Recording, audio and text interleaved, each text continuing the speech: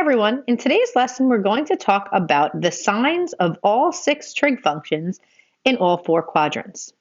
So the best way that we can do this is with a little acronym. So ASTC stands for All Students Take Calc.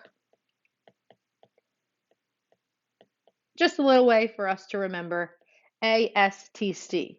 A stands for in quadrant 1, S is in quadrant 2, T is in quadrant 3, and C is in quadrant 4.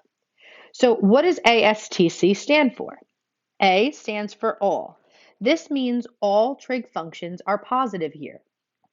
S stands for sine. This means that sine is positive here. T stands for tan, and that tangent is positive here. And C stands for cos, that cosine is positive here. So not only does this chart tell us where things are positive, but it also implies where things are negative. So for example, if sine is positive in quadrant 2, that implies that tangent and cosine will be negative here. So the best way I like to think about it is that sine is positive, everything else would be negative. Here, tangent is the only thing that's positive. So if I was talking about sine or cos in this quadrant, they would be negative. C stands for cosine. Cosine is the only thing that's positive here. Therefore, if I were talking about sine or tangent here, they would be negative. And everything in quadrant 1 is positive.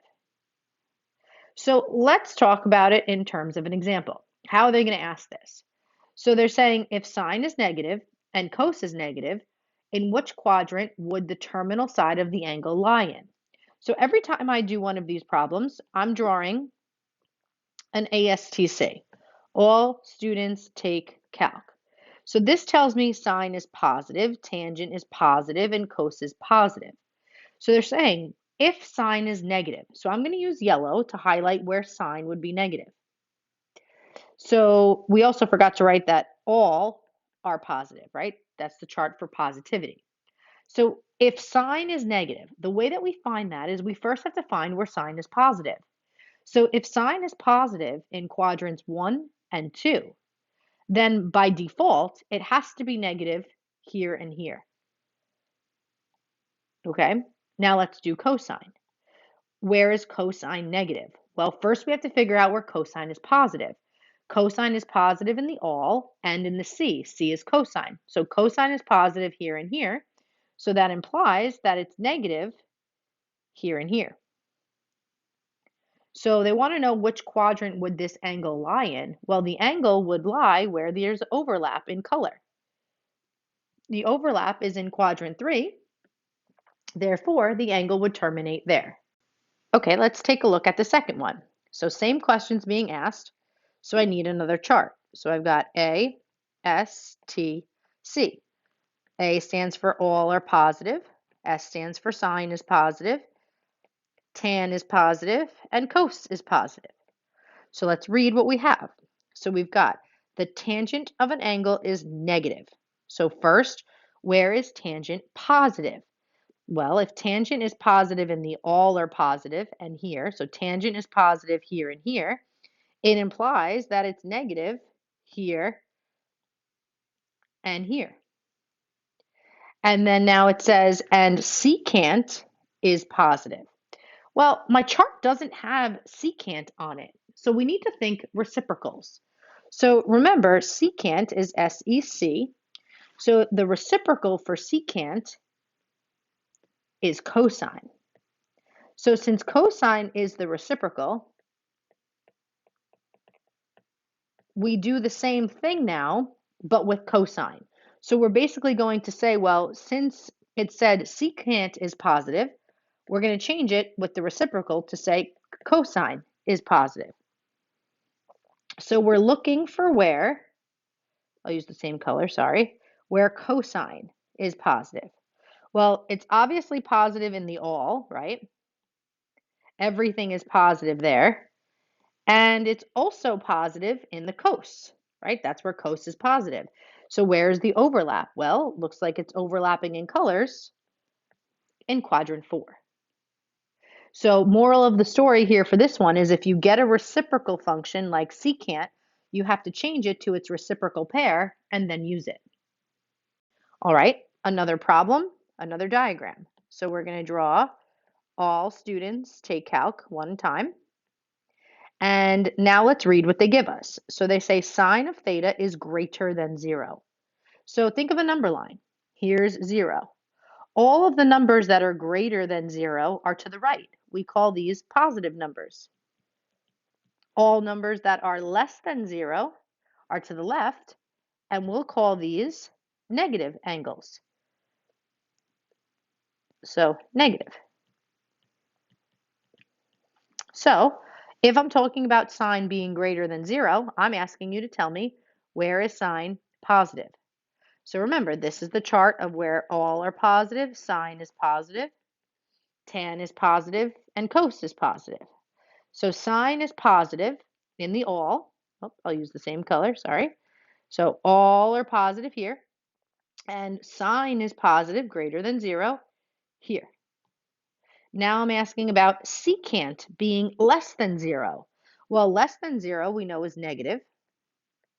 So I want to know where secant is negative. But I can't use secant, I have to use its reciprocal. The reciprocal of secant is cos. So now we're going to do the same thing, but with cosine. So where is cosine now? Negative. Well, we know cosine is positive here and here. So the opposite quadrants will be where it's negative. So here and here. So the overlap is in quadrant 2. Alrighty, we've got one more example to do, and I'll leave you to do number 5 for homework. So you can go ahead and label number 5 as homework. Okay, so all students take calc. Again, all are positive, sine is positive, tangent is positive, and cosine is positive. So in this first one, they're telling you that cosine is negative 0.7.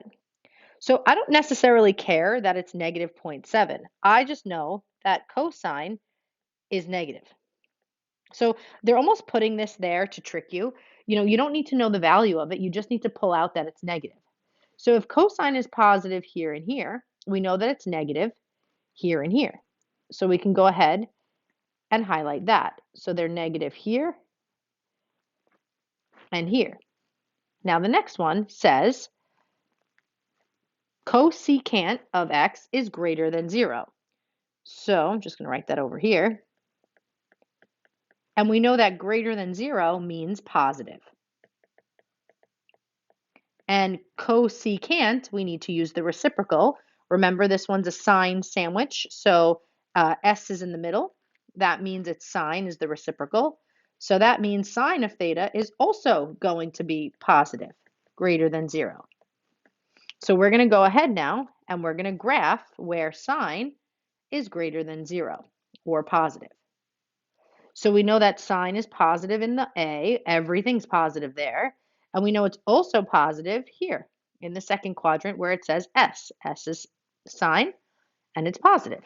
So the overlap again happens in quadrant 2. So trying the same thing, modeling off the way we did number 4, see if you can try question number 5.